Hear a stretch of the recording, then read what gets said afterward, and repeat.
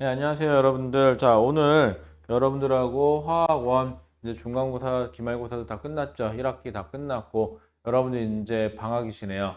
방학이고, 이제 이 방학 동안은 다시 또 2학기를 준비하셔야겠죠.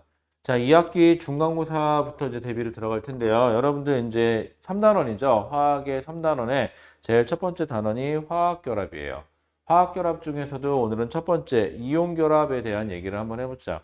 오늘은 이온결합, 그 다음에 뒤에 보시면은 공유결합, 그 다음에 금속결합에 대한 얘기를 좀 할게요. 뭐 이렇게 오늘 하는 내용은 그렇게 어려운 내용은 아니에요, 여러분들. 하지만 몇 가지 주요 사항들이 좀 있어요. 그 사항들을 여러분들이 정확하게 이해하셔야 나중에 문제를 풀 때 무엇을 물어보는지를 정확히 알 수 있겠죠. 자, 그때를 위해서 필요한 거니까는 사용하는 용어들 하나하나가 무슨 뜻을 가지게 되는지에 대해서 여러분들이 꼭 한번은 생각해 보시기 바랍니다. 자, 첫 번째 우리가 배워야 할 거는요. 오늘 뭐뭐 배울 거냐? 이온 결합에 대해서 얘기할 거예요. 이온 결합, 그다음에 공유 결합, 그다음에 마지막으로 금속 결합. 자, 이 세 개의 결합에 대해서 오늘 배우게 될 거예요. 자, 그런데 지금 이제 이온 결합, 공유 결합, 금속 결합에 대해서 배울 건데 갑자기 첫 번째 전기 분해에 대한 얘기가 나와요. 전기 분해. 여러분들 완자책에 보시면 152페이지에 보시면은 제목에 이렇게 써 있을 거예요. 공유 결합의 전기적 성질 해갖고 물의 전기 분해. 자, 물 H2O죠. 가장 대표적인 뭐예요? 자, 우리가 통합과학 때 좀 배워서 알겠지만 이렇게 비금속성과 비금속성의 결합을 하게 되면 얘는 무슨 결합을 하게 되냐? 공유 결합을 하게 돼요. 자, 그 다음에 물에 대한 전기분해를 배울 거고요. 그 한 페이지 넘겨보실래요? 한 페이지 넘겨보시면 153페이지에 보시면은 이온 결합의 전기분해 해갖고 염화나트륨 뭐죠? NaCl이죠? 자, NaCl 염화나트륨인데 얘는 Na 플러스라는 양이온과 Cl 마이너스라는 음이온이 결합되어 있는 가장 대표적인 뭐예요? 이온 결합이에요. 즉 금속성과 비금속성의 결합이고 하나는 플러스 양이온이 되고 하나는 음이온이 돼서 결합한 가장 대표적인 이온 결합이죠. 자, 뚱딴지 같이 이온 결합, 공유 결합, 금속 결합에 대한 얘기를 할 건데 갑자기 전기분해 실험이 나와요. 그래서 물의 전기분해 실험도 나오고 염화나트륨인 NaCl의 전기분해도 나와요. 그래서 결론은 둘 다 전기분해가 되더라. 그래서 이때 여러분들이 알고 계셔야 될 건 플러스 극에는 뭐가 마이너스 전극에는 뭐가 생성되는지를 알고 계셔야 돼요. 그건 좀 이따 얘기할게요. 자, 그런데 결론. 자, 결론. 전기분해의 결론은 공유 결합이 됐건, 공유 결합이 됐건, 이온 결합이 됐건, 둘 다 화학 결합에는 전기분해의 결론, 공유 결합과 이온 결합은 둘 다 화학 결합인데, 이 화학 결합에 누가 전자가 이 두 결합에서는 사용이 된다. 둘 다 전자에 의해서 화학 결합이 성립한다. 그래서 공유 결합이 됐건 이온 결합이 됐건 전자가 결합에 관여한다. 라는 게 결론이에요. 그래서 이 두 실험, 즉 152페이지하고 153페이지에서는 결론 공유 결합이 됐건 이온 결합이 됐건 화학 결합에는 전자가 그 결합에 참여하고 있다. 전자에 의해서 결합이 형성된다 라는 공통사항이 있어요. 그러면 우리는 공통사항을 먼저 배우고요. 그런데 분명히 차이가 발생을 했죠. 그럼 이 차이가 뭔지를 알아내는 거죠. 그래서 오늘의 목적은 이온결합과 공유결합의 공통사항을 먼저 얘기를 하고 그 다음에 이온결합과 공유결합의 각각 특징이 뭐가 있냐라는 그 특징을 먼저 얘기를 해줄 거예요. 그렇게 하고 얘네들이 왜 전자가 어떻게 이렇게 전자가 결합에 공통사항으로 참여할 수밖에 없었는지에 대해서 전기 음성도라는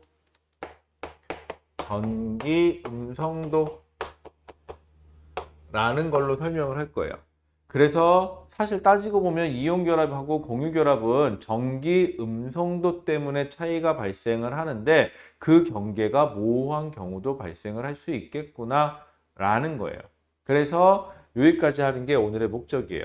그리고 부가적으로 금속결합이라는 거에 대해서 아주 조금 솔직히 뭐 그렇게 많이는 안 해요. 아주 그냥 소개하는 정도만 배우고 말 거예요. 자, 오늘 할 건 요거예요. 자, 그럼 이제 제일 먼저 돌아가 볼게요.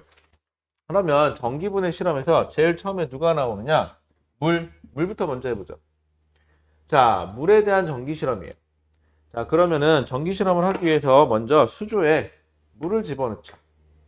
수조에다가 H2O 물이에요. 물이 담겨져 있어요. 자, 그런데 여러분들 H2O는 공유결합이죠. 그리고 공유결합은 혹시 통합과학 때 배웠는지 모르겠지만 공유결합은 자, 여러분들 별 예외사항 아니고요. 별 예외사항이 아닌 상태에서 고체 상태에서 전기전도성이 없어요. 전기전도성이 없어요. 고체 상태에서. 액체 상태에서 자, 액체 상태에서도 역시 전기전도성이 없어요. 아, 참고로 여러분들 고체는 표시할 때 그 화학식 옆에다가 S 솔리드라고 표시를 하죠. 고체 상태고요. 액체 상태는 리퀴드 L이라는 반응 그러니까 L이라고 표현을 해줘요. 여기서 말하는 액체는 좀 다음에 여러분들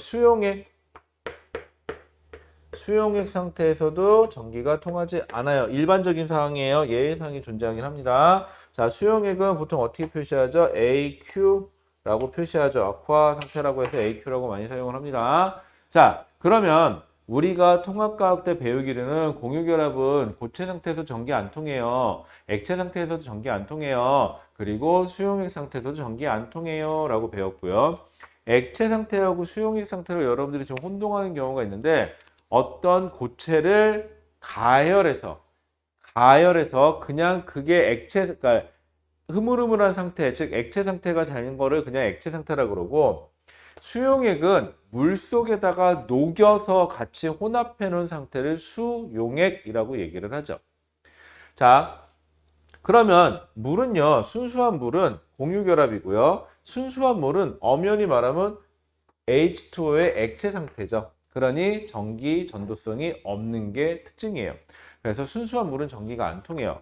그런데 전기분해 실험을 하려다 보니까 여기에 전기가 통할 수 있게 약간의 전해질을 집어넣어요. 그래서 거기 보시면은 뭘 집어넣는다고 되어 있냐면은 황산 나트륨이라는 걸 집어넣는다라고 되어 있어요. 여러분들 황산 나트륨에는 신경 쓰지 마세요.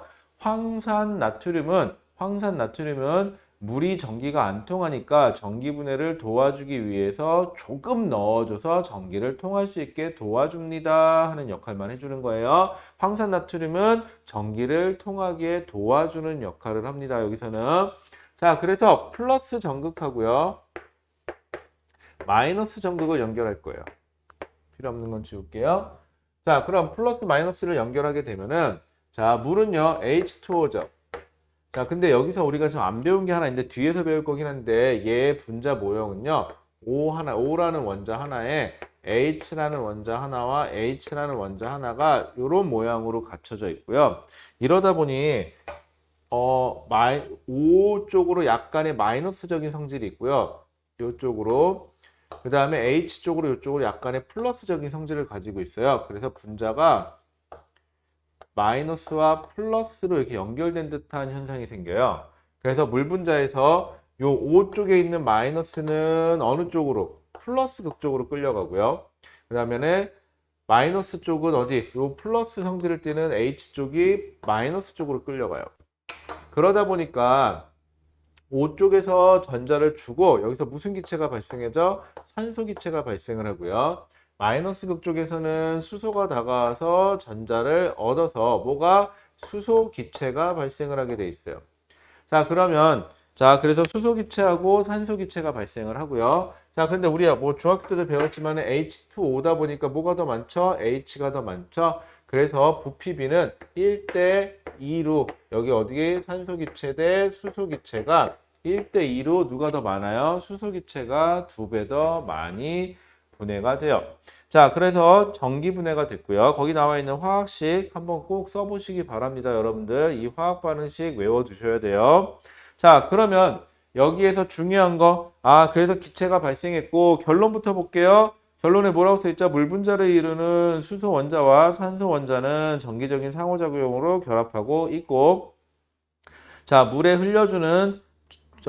전류를 흘려주면 결합이 끊어지고 새로운 화학결합이 형성되어 기체가 발생한다. 그래갖고 결론 맨 밑에 보시면 뭐라고 써있냐? 공유결합에 전자가 관여함을 알 수 있다 정도만 알고 계시면 될 거예요. 그 다음에 산소기체하고 수소기체 부피비 가끔 물어보니까 꼭 따져주시기 바랍니다.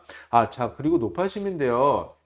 산소기체는 꺼져가는 불씨를 갖다 댔더니 살아나더라. 왜? 산소는 조연성 기체예요. 불이 붙는 걸 도와주는 거죠.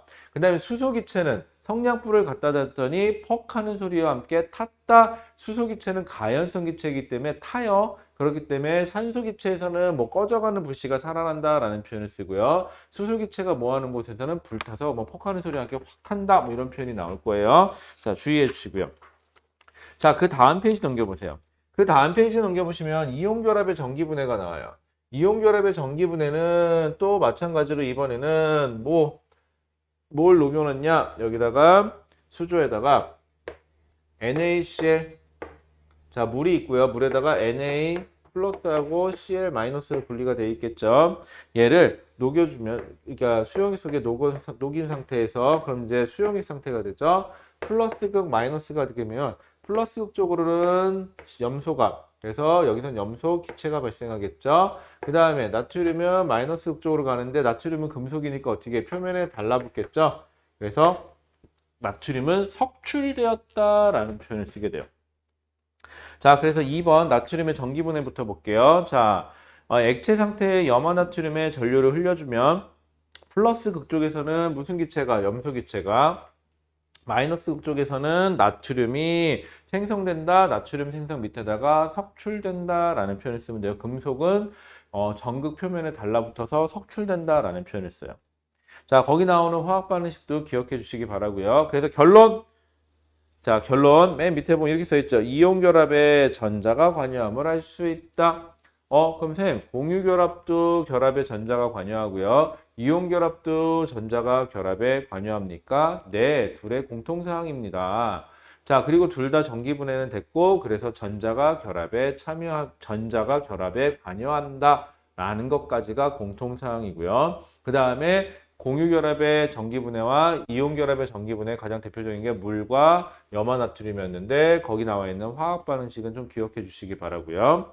자, 그 다음에 이온결합.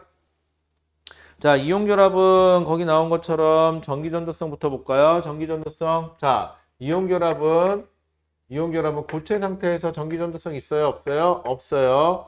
액체 상태에서 이온결합 전기전도성 있어요. 수용액 상태에서 이온결합은 전기전도성이 있어요, 여러분들.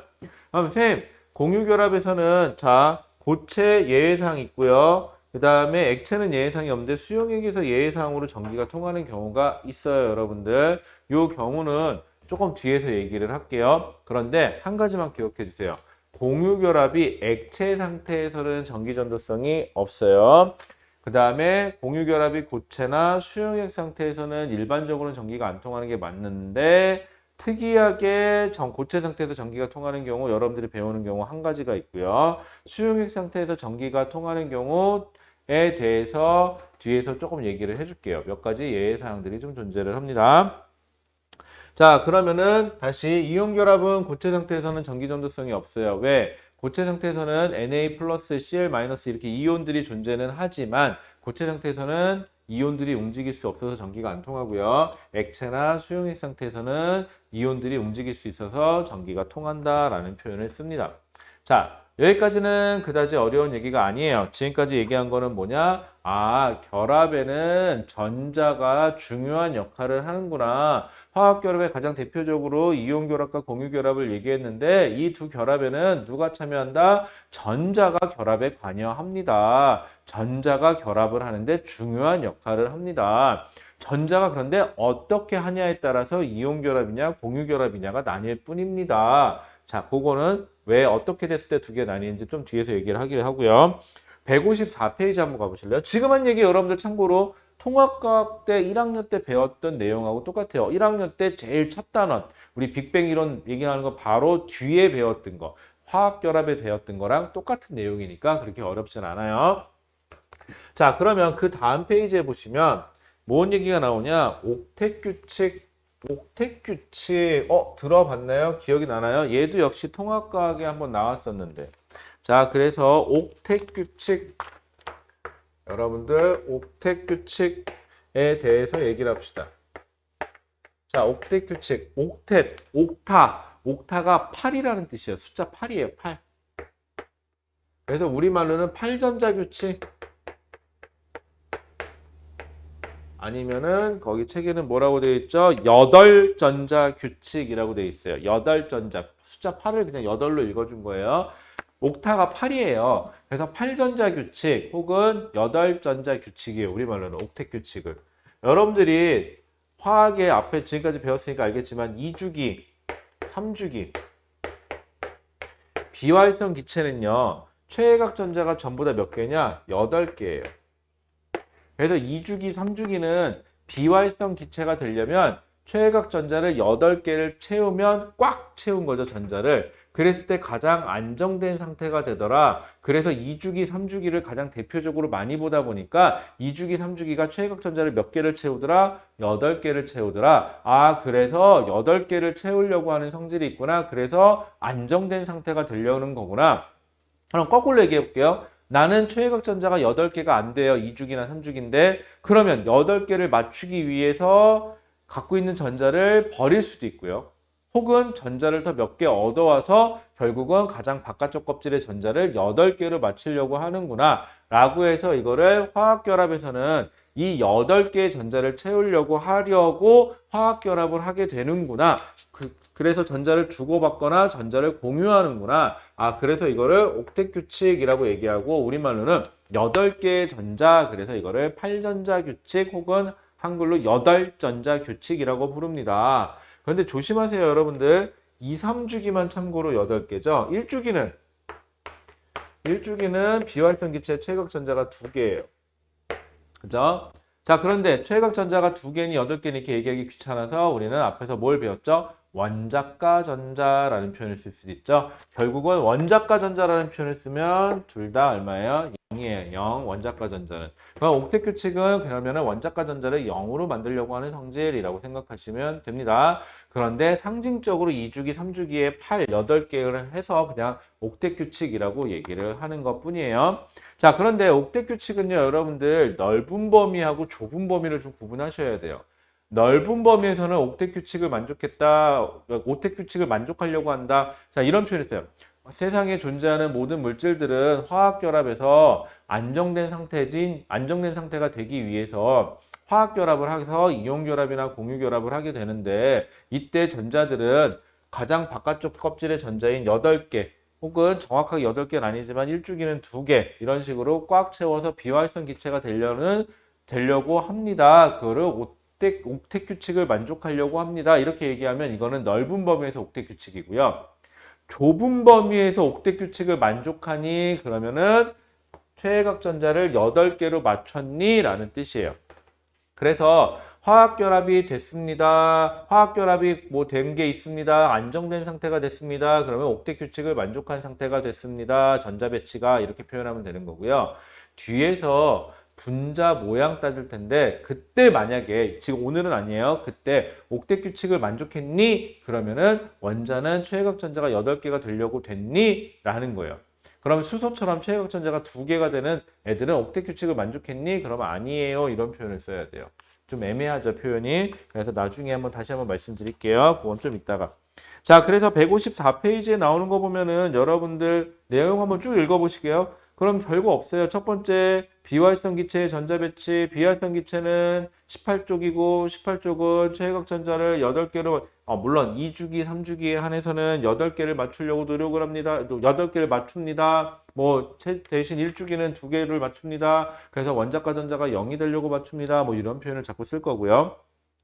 그 다음에 그래서 이렇게 옥텟 규칙을 만족하는 이유는 그래야만 화학적으로 안정되기 때문에 옥텟 규칙을 만족하는 이유는 뭐 하기 위해서? 화학적으로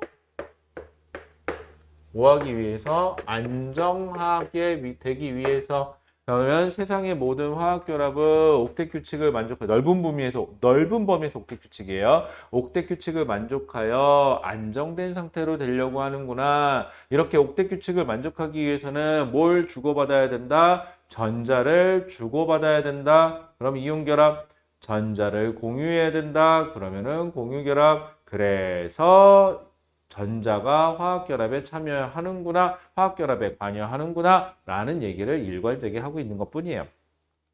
자, 그래서 거기 쭉 보시면은 쭉 별 내용 없고요. 그 다음에 154페이지에 보시면 양이온, 음이온이라고 되어 있는데 금속성들은 최외각 전자가 쭉 많지 않죠. 그러다 보니까는 8개를 채우느니 그냥 버리는 게 빠르죠. 그래서 안쪽 껍질에 딱 8개를 맞추게. 음이온들은 어떻죠? 음이온들은 전자가 많기 때문에 한두 개만 더 얻어오면은 꽉 채울 수 있으니까 전자를 얻어오려고 하는 성질을 갖는다. 뭐 그렇게 어렵지 않네요. 그죠? 그래서 154페이지에 나와 있는 내용 여러분들이 충분히 숙지하는 데 지장 없을 거라고 생각합니다. 그래서 넘어갈게요, 여러분들. 아, 참, 그리고 여러분들 주기율표는요, 제발 최소한 20번까지는 주기율표 최소한 20번까지는 좀 기억을 해주시기 바랍니다. 이제부터는요, 딱 어떤 원소가 나오면 최소한 원자번호 20번 안에 있는 애들은 몇 주기 몇 주기지가 바로 나와야 돼요. 이게 안 되면 문제 풀 때 되게 오래 걸리고 헷갈려요. 그렇기 때문에 여러분들 주기율표 꼭 기억해 주시기 바랍니다. 이제는 주기율표 하나 정도는 외울 때가 됐어요, 여러분들. 자, 넘어갈게요. 넘어갔더니 짜잔 155페이지에는 개념하기 문제 해갖고 문제가 몇 개 나와 있네요. 여러분들 여기 나와 있는 문제는 그렇게 어렵지 않으니까 155페이지는 여러분들이 지금 영상 잠깐 멈춰 놓으시고 한번 풀어보시기 바라고요. 최소한 155페이지에 있는 거기 핵심 체크 밑에 있는 1, 2, 3, 4, 5번이라고 되어 있는 문제들은 여러분들이 지금 풀었을 때 별 이상 없이 잘 풀려야 돼요. 자, 그런데 다시 한번 말씀드리지만은 아는 거하고 문제를 실제로 풀어보는 거랑은 좀 달라요. 안다고 해서 너무 자만하지 마시고 문제 꼭 풀어보시기 바라고요. 그 다음 두 번째, 문제에서 묻는 거 대답하셔야 돼요. 문제에서는 뭐라고 얘기했는데 가끔 뭐가 문제냐면 화학은 뭘 물어보는데 어떤 단어를 내가 들었어. 어떤 단어를 듣고 그러려니 하고 넘어가서 그 단어의 정확한 뜻을 몰라요. 그런데 문제에서 그걸 물어보잖아요. 그럼 여러분들은 대충 뭐라는 건 알겠는데 이러고 문제를 풀다 보니까는 문제에서 묻고 싶은 게 정확히 핵심이 뭔지를 몰라요. 그래서 그냥 아무거나 막 대답하죠. 그러다 보면 틀려요. 그러다 보면 또 어쩔 땐 맞고요. 그러니까 어쩔 땐 맞고 어쩔 땐 틀리니까 오히려 나중에는 더 복잡해지고 하나도 모르겠어요. 막상 했을 땐 알겠는데 모르겠네요. 이런 말이나 하게 되는 거죠. 그리고 문제가 쉽게 대놓고 물어보는 건 쉽지만 똑같은 문제여도 이거를 돌려서 우회해서 물어보면 여러분들이 뭘 물어보는지 몰라서 답을 못하는 경우도 발생을 합니다. 그렇기 때문에 문제 꼼꼼하게 읽어보시고 꼭 확인해 보시고 그 다음에 이상 있으면 꼭 지금 바로 질문해 주세요. 영상 멈춰놓고 요 5개밖에 안 되니까 지금 빨리 한번 해봅니다. 그리고 기재는 최소한 몇 주기 몇 쪽인지는 알아서 얘가 이온이 되면 몇 가 양이온, 몇 가 음이온이 되는지 정도는 알고 계셔야 되겠죠. 금속인지 비금속인지 정도도 구분하셔야 됩니다. 여러분들 딱 보면 아 이건 이온 결합이야, 이거는 금속 결합이야 구분하실 때 됐습니다. 자, 그럼 잔소리는 여기까지 하고 넘어갈게요. 자, 그러면 이제 대놓고 이온 결합하고 공유 결합에 대한 얘기를 합니다. 자, 먼저 이온 결합에 대한 얘기 좀 한번 해보자. 이온 결합은요, 결합 자체는 되게 심플해요. 자, 이온 결합. 말 그대로 이온들의 결합이에요. 이온 결합. 자, 이온 결합은요, 금속적인 성질을 가진 애와 비금속성의 성질을 가진 애들의 결합이다. 라고 해도 돼요. 자, 금속성의 성질을 가진 만약에 A라는 원소가 있으면 A라는 원소는 지금 어떻게 하느냐? 최외각 전자를 꽉 채우기 위인데 문제는 뭐냐면 바깥쪽에 전자가 하나나 혹은 2개밖에 없어요. 그래서 이 전자를 꽉 채우기 위해서 6개나 7개를 전자를 가져오는 것보다는 한두 개의 전자를 버리는 게 훨씬 더 빠르죠. 그래서 껍질 수가 하나 줄어들고 안쪽 껍질에 전자를 꽉 채우게 됩니다. 그래서 뭐가 된다? 얘는 금속성은 양이온이 돼요. 자, 비금속성들은 어떻게 되죠? B라는 만약에 비금속성이 있으면 얘는 최외각 전자가 보통 하나, 둘, 셋, 넷, 여섯 개나 혹은 일곱 개가 되죠. 그래서 전자를 한 개나 혹은 두 개만 가져오면은 가장 바깥쪽 껍질의 전자를 꽉 채우게 돼요. 그래서 전자를 더 가지고 왔기 때문에 얘는 기본적으로 음이온, 즉 마이너스 성질을 띠게 되죠. 그래서 플러스와 마이너스 전자를 얘가 주어서 얘가 받아가죠. 그래서 플러스와 마이너스가 정기적인 인력에 의해서 결합하는 상태가 되는 걸 우리는 이온 결합이라고 얘기를 합니다. 자, 한번 거기 읽어볼게요. 자, 이온 결합 맨 위에 있는 첫 줄만 읽어볼게요. 금속 원소의 양이온과 비금속 원소의 음이온 사이에 정전기적 인력에 의해서 결합합니다. 자, 그 다음에 또 그 밑에 있는 거 다시 한번 읽어볼게요. 금속 원소의 원자와 금속 원자의 원소와 비금속 원자의 원소가 전자를 서로 주거니 받거니 해서 양이온과 음이온이 형성이 된 후 이온들 사이의 전기적 인력에 의해서 결합한다. 그러면은 이거는 무슨 결합이라고 한다? 이온 결합이라고 합니다. 라고요. 자, 이온 결합인데, 자, 생각해 보세요. 이온 결합이라고 해도 양이온하고 음이온이 있어요. 자, 그러면 이 안에도 분명히 원자 핵이 존재하고 전자들이 있고, 여기도 원자 핵이 있고 전자들이 있어요. 물론 여기에는 양이온이 더 많을 뿐이고요. 상대적으로 전자를 뺏겨서 여기는 상대적으로 누가 더 많고 전자를 얻어서 음이온들이 더 많을 뿐이죠.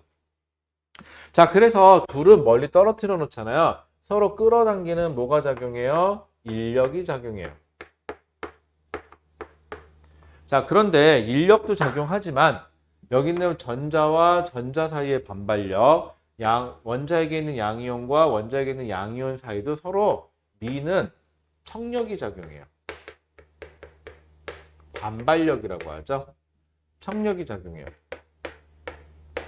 여러분들 왜 어떤 물건 살 때 보면 그렇죠. 아, 저 물건을 사고 싶다는 마음과 근데 저거 사면 나 돈 써야 되는데 저거 사면 내가 필요할까? 하는 부정적인 마음이 같이 공존해요. 그런데 그 물건을 샀다는 소리는 뭐가 되는 거죠? 부정적인 마음보다는 긍정적으로 갖고 싶다는 욕망이 더 커서 물건을 사오게 되는 거고요. 필요성을 더 많이 느껴서. 만약에 안 사고 그냥 나왔다는 소리는 아니 그래 저거 있으면 좋겠지만 없는 게 더 있어봤자 필요가 없어 라는 부정적인 의미가 더 컸기 때문에 안 사고 나오는 것 뿐이에요.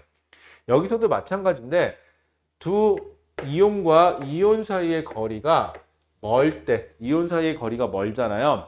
그러면 얘네들이 분명히 아무리 멀어도 인력도 작용하고요. 청력도 작용해요. 동시에 작용해요. 이거는. 그런데 멀리 떨어져 있을 때는 청력보다는 인력이 더 강해요. 그래서 끌어당겨져요. 그런데 얘네가 특정 거리까지 다가오잖아요. 이쯤 다가오잖아요. 둘이. 그러면 분명히 아무리 가까워져도 역시 또 인력은 작용하는 건 맞아요. 인력이 분명히 있어요. 그런데 멀리 있을 때도 인력도 있었지만 청력도 존재했죠. 하지만 멀리 떨어졌을 때 인력이 더 우세해서 인력 때문에 끌려와요. 그러다가 어느 정도가 되잖아요. 분명히 인력이 있지만 청력도 아까 있었죠. 그런데 청력이 어느 거리 이상부터는 갑자기 커지기 시작해요. 그러다가 보면은 더 가까이 가면 청력이 우세하다 보니까 인력도 있어요. 하지만 청력이 더 우세해서 밀어버려요. 그러면 어느 딱 거리에서 인력과 청력이 딱 평형을 이루는 지점이 나오겠죠. 그 지점에서 둘은 거리가 딱 결정이 돼서 이 정도 거리를 유지한 상태에서 결합을 유지하게 돼요.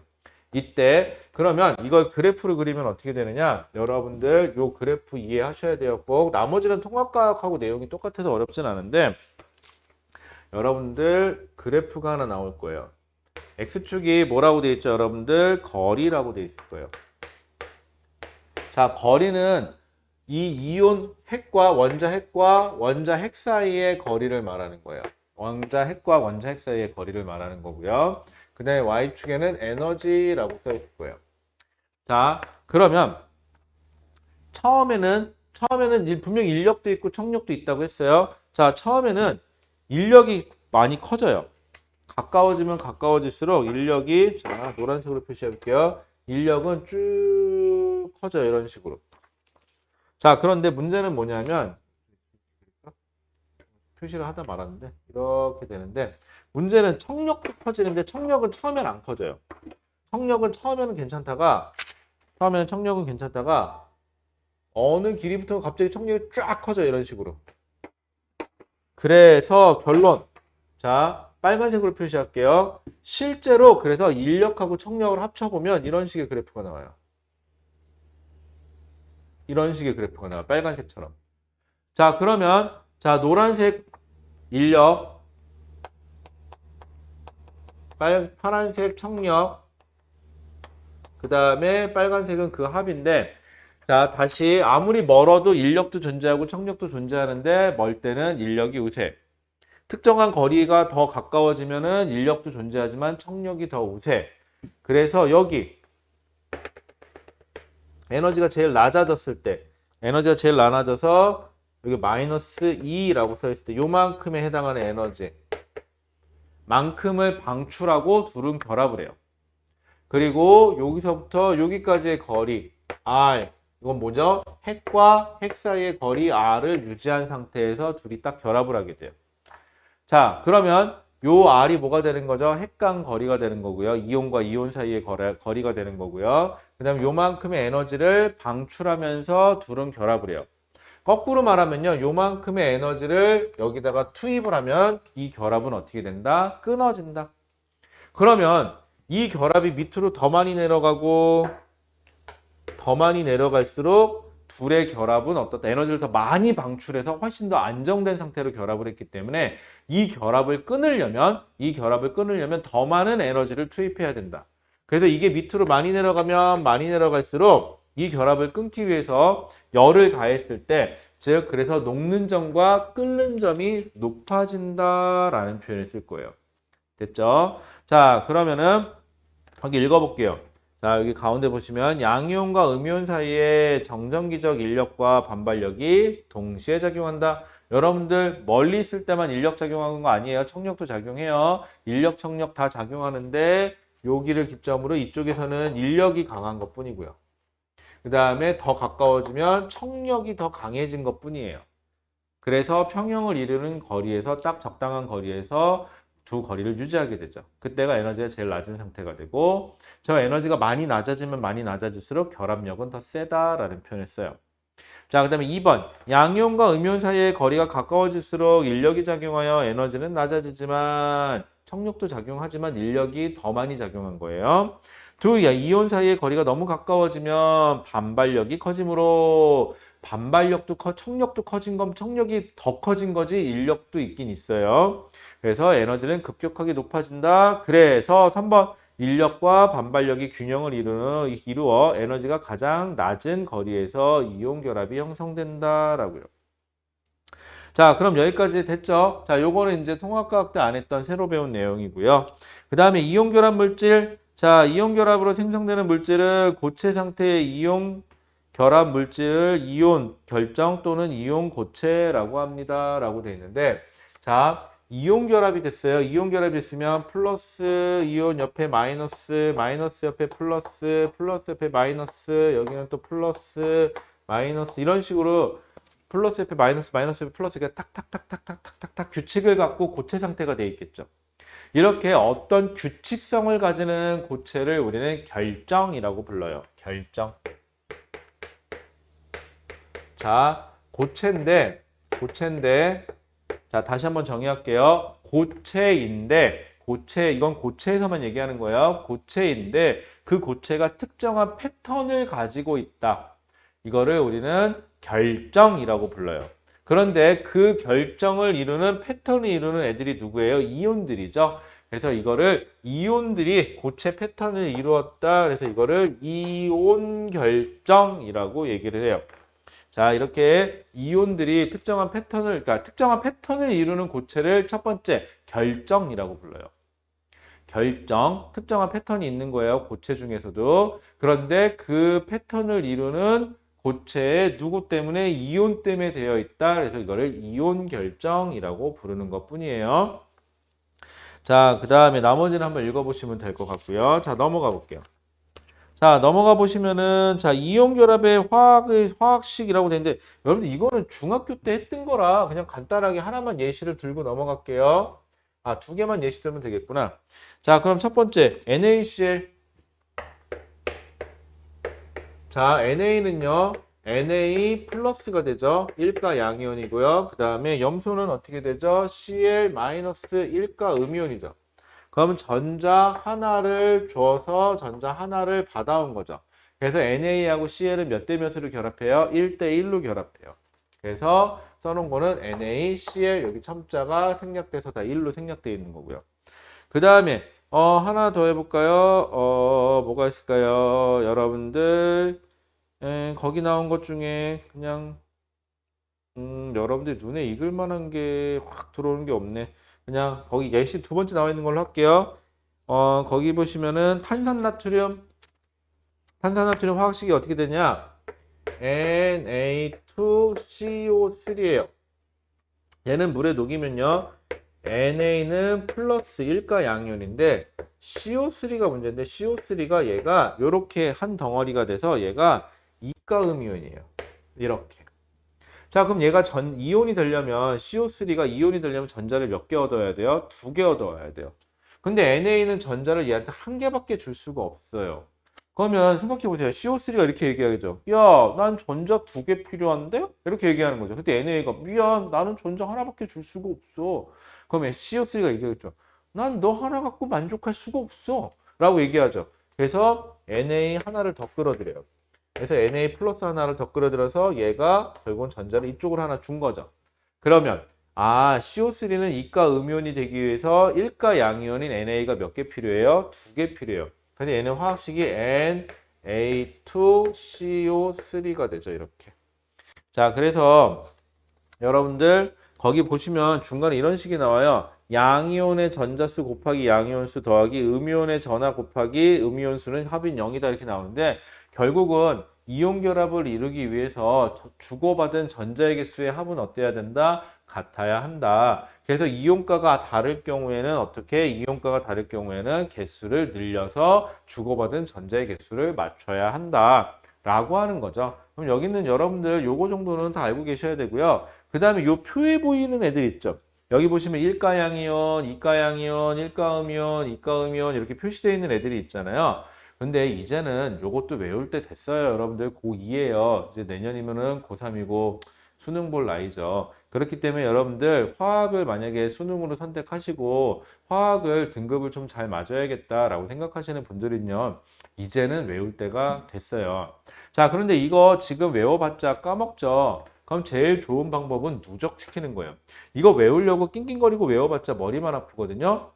그러면 노트를 하나 준비하세요. 이 노트는요, 아무 노트나 상관이 없어요. 그리고 과목별로 노트를 정리할 필요도 없어요. 오늘, 만약에 오늘 며칠이냐면 제가 촬영하는 날이 지금 이게 27일이에요. 7월 27일이에요. 그럼 7월 27일 제가 하나 팁을 드리자면 노트를 사셔서 노트에다가 그럼 7월 27일 쓰세요.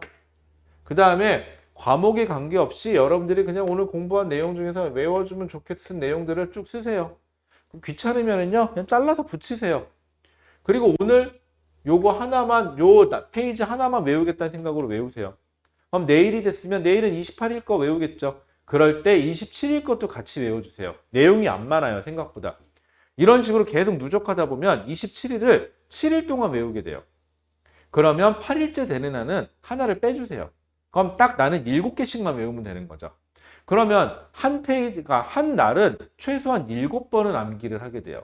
그런데 그 암기하는 내용들이 그렇게 막 어려운 내용은 아닐 거예요. 그러면 7번을 하루에 루틴을 정하세요. 뭐 예를 들어서 밥 먹고 난 후에 한번 쳐다본다. 아니면은 몇 시가 됐건 간에 몇 시가 되면은 한번 쳐다본다. 뭐 쳐다보는데 5분밖에 안 걸려요. 5분에서 10분이면 되니까.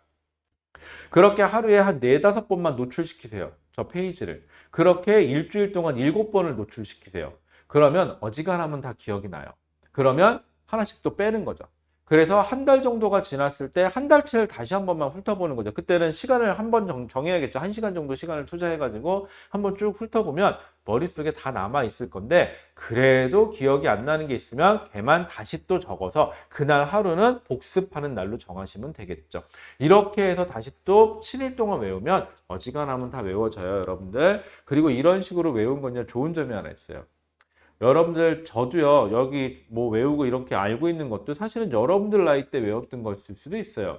그런데 하도 오래 그때 외우다 보니까는 아직까지 이렇게 기억을 하고 있죠. 그러면 여러분들 지금 해놓은 거 평생 써먹을 수가 있습니다, 여러분들. 자, 그 다음에 거기 밑에 보시면 이온결합의 물질의 성질 해갖고 뭐라고 되어 있죠? 결정의 쪼개짐과 부스러짐. 이거 통합과학 때 배웠었죠? 자, 이온결합은요, 결합력은 세지만 내가 여기를 망치로 빵 치게 되면 얘는 옆으로 이동하게 되면 마이너스, 마이너스, 플러스, 플러스가 만나서 정기적으로 반발력이 생기죠. 그래서 빡 하고 깨져버려요. 결합력이 강해서 녹는 점, 끓는 점은 높을지 모르겠지만 외부의 물리적인 충격에는 약해요. 왜? 결정이 틀어지면서 정기적 반발력이 생길 수가 있어요.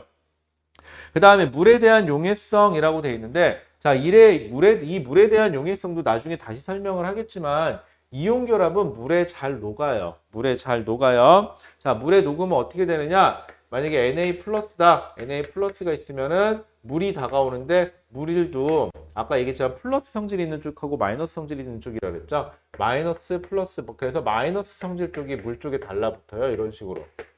그래서 마이너스 성질을 띠는 물 쪽이 달라붙으면 이거는 나 뒤에서 배울게요. 물 분자가 극성 분자여서 그런데 이 극성 따지는 건 좀 이따 할게요. 그냥 알아만 두세요. 물 분자가 이온을 감싸죠. 마찬가지로 염소도 물 분자에 플러스적인 성질이 다가와서 이게 감싸면 되겠죠.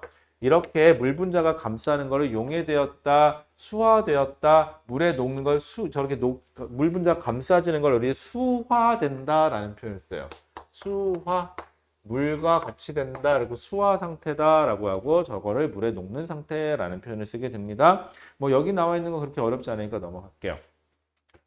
자, 넘어가 보시면은 전기전도성, 아까 얘기했죠. 고체 상태에서 전기전도성, 얘는 이온 결합이라 플러스 마이너스는 있을지 모르겠지만 고체 상태에서는 이온들이 움직일 수가 없죠. 결정에 묶여 있으니까. 그래서 고체 상태에서는 전기전도성이 없지만 액체나 수용액 상태가 되면 전기전도성이 있다 그랬죠. 다시 이온결합은 고체 상태에서는 전기전도성이 없지만 액체나 수용액 상태에서는 전기전도성이 있습니다. 라는 거죠. 자, 그 다음에 이런 실험도 하나 있죠. 그 옆에 그래프 보시면은 여기 온도, 여기 보시면은 전기전도성 해가지고 여러분들 어디 있는 거냐? 요 옆에 있는 그림이에요. 이것도 통합과학 때 또 나왔던 거긴 한데 처음에는 전기전도성이 없다가 특정한 온도에서부터 전기전도성이 이렇게 생기죠. 그건 무슨 뜻이에요? 여기는 이온결합이면 전기전도성이 없었다. 여기는 고체 상태였었다. 그런데 가열해서 온도가 높아져서 전기전도성이 생겼다. 아, 액체 상태가 된 거다. 라는 얘기죠. 별 내용 없었어요, 여러분들. 자, 그러면 오늘의 키포인트. 자, 오늘의 키포인트. 자, 녹는 점과 끓는 점. 녹는 점과 끓는 점. 여러분들 녹는 점이 높다, 끓는 점이 높다는 소리는 이게 둘이 이온이면 이온 간의 결합력이 매우 세다. 그래서 아무리 열을 줘도 얘를 잘 끊을 수가 없다. 그럼 우리 아까 얘기한 대로라면은 우리 결합 에너지 얘기했을 때 어떻게 됐었죠? 거리 에너지라고 했을 때 이런 식의 그래프가 나왔었죠. 그랬을 때 요 값이 결합력이 세다는 소리는 이온 결합의 결합력이 세다는 소리죠. 에너지가 더 마이너스로 많이 내려간다는 소리죠. 그럼 그만큼 에너지를 투입해 줘야 결합을 끊을 수가 있었다 그랬죠. 그럼 이온 결합의 결합력은 뭐가 결정을 할까요? 자, 그럼 잠깐 물리 선생님으로 잠깐 빙의를 할게요. 자, 플러스라는 이온이 있고요. 마이너스라는 이온이 있어요. 그래서 두 물체 사이의 거리가 R만큼 떨어져 있다고 할게요. 그럼 둘이 끌어당기는 정기적인 힘을 인력, 이거를 쿨롱이라는 사람이 정의 내려줬다. 그래서 이거를 쿨롱력이라고 하는데 이 두 힘의 크기는요. 거기 비례상수 하나 붙고요. 이건 상수니까 별로 취급하지 마시고요. 거리의 제곱에 반비례해요. 그러면 요 핵간거리가 가까우면 가까울수록 훨씬 더 인력이 세지는 거죠. 멀면 멀수록 인력은 약해져요. 그러면 핵간거리가 가까울수록 인력이 세지니까는 끓는 점과 녹는 점이 높아지는구나. 핵간거리가 멀수록 멀어져서 인력이 작아지니까는 얘는 녹는 점, 끓는 점이 낮아지는구나. 이렇게 생각하시면 돼요. 그 다음에 얘 전하량을 Q1, 얘를 전하량 Q2라 그러면 전하량의 곱에 비례해요. 자, 그런데 전하량 따질 때 플러스인지 마이너스인지는 제발 따지지 마시고요. 그냥 플러스 마이너스니까 당연히 인력이겠죠. 이온 결합이니까. 그래서 플러스 몇 플롱, 마이너스 몇 플롱 이렇게 나타날 건데 이거 신경 쓰지 말고요. 그냥 전하량의 크기만 곱해 주시는 거예요. 왜? 우리는 힘의 크기만 따지는 거니까. 그러면 물리에서는 이렇게 얘기하지만 화학에서는 그냥 이렇게 생각하시면 돼요.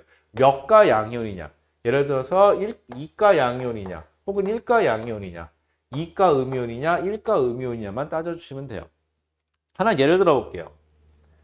자, 거기 보시면 밑에 표가 하나 나오죠. 거기 밑에 탐구 자료라고 돼 있는 거 있어요. 자, 그 탐구 자료 한 번만 쭉 훑어봐 주세요. 그 탐구 자료만 해석할 수 있으면 돼요.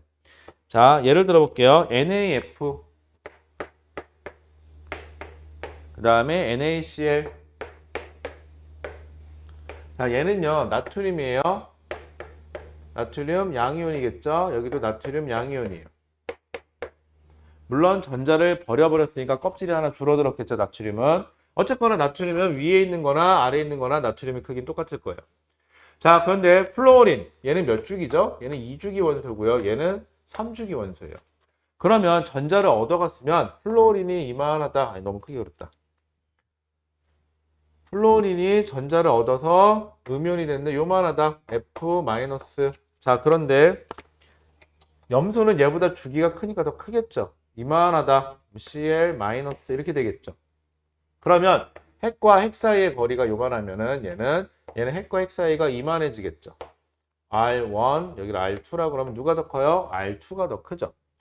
자, 그럼 여기서부터 따져볼게요. 자, NA도 플러스 1가짜리예요. 1 플러스짜리고요. 염소도 1 마이너스짜리고요. NA도 1 플러스짜리고 CL도 역시 1 마이너스짜리예요. 즉, 이온가는 똑같아요. 즉, 아까 F는 비례상수 붙고 R 제곱에 Q1 곱하기 Q2라고 그랬는데 이 경우나 Q1, Q2 값이 전부 다 똑같아요. 1가 1가니까. 그런데 거리는 누가 더 멀어요? NaCl이 더 멀어요. 그럼 결합력을 F1, 여기를 결합력을 F2라 그러면 누가 더 커요? 결합력은 F1이 더 클 수밖에 없죠. 그래서 NaF가 NaCl보다 녹는 점, 끓는 점이 더 높아요. 그래서 표에 보시면은 NaF하고 NaCl이 있는데 녹는 점이 996, 얘는 996. 그 밑에 있는 거는 802로 누가 더 높아요? 얘가 더 높죠. 그럼 여러분들은 저 값을 안 줘도 예측할 수 있어야 되고요. 저 값을 주면 아 이래서 그렇습니다 라고 이유를 설명해 줄 수가 있으면 돼요. 자, 이때는 핵간거리가 중요한 거죠. 핵간거리는 껍질수하고 관계가 있었네요. 자, 그 다음에 또 하나 예시를 들어볼게요. 그 옆에 보시면 비슷한 거리가 있는 애를 한번 따져볼게요. 자, 먼저 NAF 23, 235, 283, 283, 235 NAF하고요. 나 뭘 비교할 거냐면은 CaO하고 산화칼슘하고 그 다음에 얘하고 자 얘를 비교해 볼게요. 둘을 비교할 건데 지금 핵간거리가 나와 있는데 얘는 235 나노미터고요. 그 다음에 아니 피코미터구나. 큰일 날 뻔했네. 피코미터고요. 그 다음에 얘는 240 피코미터예요. 자, 그런데 얘는 플러스 1가고요. 얘는 마이너스 1가고요. 여긴 플러스 2가고요. 여긴 마이너스 2가예요. 자, 그러면 여러분들 분명 이온가는 누가 더 커요? 이쪽이 이온가가 더 크죠? 아까 다시 F는 결합력은 비례상수 붙고 거리의 제곱에 Q1 곱하기 Q2인데 얘는 1가 곱하기 1가, 얘는 2가 곱하기 2가가 되죠. 그럼 결합력은 이온가, 요 결합력이 누가 더 세요? 얘가 더 세죠. 쌤, 근데요, 이온 간의 거리가요, 크면 오히려 작아진다면서요? 네, 맞아요. 그럼 여러분들 저랑 규칙 하나만 정할게요. 지금처럼 이온가가 다르잖아요. 이온가가 다르면 거리를 너무 신경 쓰지 마세요. 문제에서 그렇게 안 줘요. 그리고 집까짓게 235 피코메타랑 240 피코메타는 진짜 거의 차이가 안 나는 거기 때문에 의미가 없어요. 그럼 우리는 먼저 뭐부터 따지냐? 1바, 이온가부터 따지세요. 1가 1가보다는 2가 2가 결합이 훨씬 더 센 거예요, 결합력이. 그럼 선생님, 1가 1가하고 1가 2가 중에서 누가 더 커요? 1가 2가가 더 커요. 그러니까 이온가가 더 높은 애들의 곱만 신경 쓰시면 돼요. 플러스 마이너스 신경 쓰지 말고 그 값만 곱하시는 거예요. 그래서 이온가의 곱이 큰 애가 무조건 더 커요. 1조건. 2조건. 아까처럼 NaF하고 NaCl처럼 NaF하고 NaCl처럼 둘 다 1가 1가 그럼 이온가가 같을 때는 그때는 거리를 따지세요. 아시겠죠? 이온가가 같을 때는 거리가 가까운 애가 결합력이 센 거. 그 다음에 이온가가 다를 때는 거리는 너무 신경 쓰지 말고 이온가의 곱이 높은 애가 더 센 거. 그럼 여기서 누가 결합력이 더 세요? 얘가 결합력이 더 세죠. 그래서 보세요. 얘는 아까 얼마였냐면 녹는 점이 996이었어요. 근데 얘의 녹는 점은 얼마죠? 2613이에요. 훨씬 높죠? 이온가, 거리보다는요, 이온가 곱이 훨씬 많이 차지해요. 왜냐하면 원자 간의 거리는 그렇게 많이 차이 안 나거든요. 그래서 다시 이온가가 나와 있으면 이온가 보고 이온가의 곱이 높은 애가 훨씬 더 결합력이 세니까 녹는 점, 끓는 점 높는 걸로. 그런데 이온가가 같은 경우에는 그땐 거리를 따지자. 거리가 멀수록 결합력이 약해지니까 녹는 점, 끓는 점도 낮아진다. 이렇게만 생각해 주시면 돼요. 여러분들한테 절대로 이온가 곱은 높은데 거리는 겁나 멀어가지고 뭐 이렇게 비교는 안 시켜요. 왜? 이거 물리시간 아니거든요. 이거 계산 안 시켜요, 여러분들한테는. 그냥 왜 크니? 왜 작니? 아니면은 이거 보고 누가 더 높겠니? 낮겠니? 이렇게 물어보는 거지. 계산해서 얼마야? 이렇게 물어보진 않아요, 여러분들 절대로. 자, 넘어가실게요. 그래서 여러분들 요 탐구 자료라고 되어 있는 거 요거 꼭 할 줄 아셔야 돼요. 왜냐하면 문제에 꼭 나올 거니까. 아시겠죠, 여러분들? 자, 요렇게 얘기하면 이온 결합에 대한 설명이 끝납니다, 여러분들. 이런 이온 결합에 대한 설명이 끝나고요. 자, 쭉 넘어가시면 여러분들 내신 만점 있어요. 내신 만점 문제 좀 풀어주세요. 그래서 이온 결합 문제 좀 쭉 풀어보시고요. 그 다음에 여러분들 지금은 안 할 거예요. 지금은 안 할 건데 뒤에 보시면은 이제 공유결합하고 금속결합 얘기가 나와요. 근데 사실 공유결합하고 금속결합은 내용이 되게 적어요. 왜? 별로 얘기할 게 많지가 않아요. 그래서 후딱후딱 얘기하면 금방 끝나요. 그러고 나서 자, 그럼 공유결합하고 이온결합, 공유결합, 이온결합, 금속결합까지 얘기를 한 건 뭐냐? 이 뒤에 있는 우리는 이번 단원의 핵심은 사실 뭐냐면 저 결합이 아니라 분자 모형이에요. 그래서 분자가 어떤 모습을 가지고 모형을 가지고 있느냐. 그래서 이 분자가 극성이 될지 무극성이 될지를 판별하는 거가 최종 목적이에요. 근데 여러분들 여기서는요 조심하실 거는 이름들이 비슷비슷한 이름들이 되게 많이 나와요. 그런데 그 비슷한 이름들이 미묘한 차이를 가지고 있어요. 그래서 이 미묘한 차이 때문에 여러분들이 많이 힘들 거예요. 그러니까 다시 한번 말씀드리지만 그 뜻을 정확하게 알고 계셔야 돼요.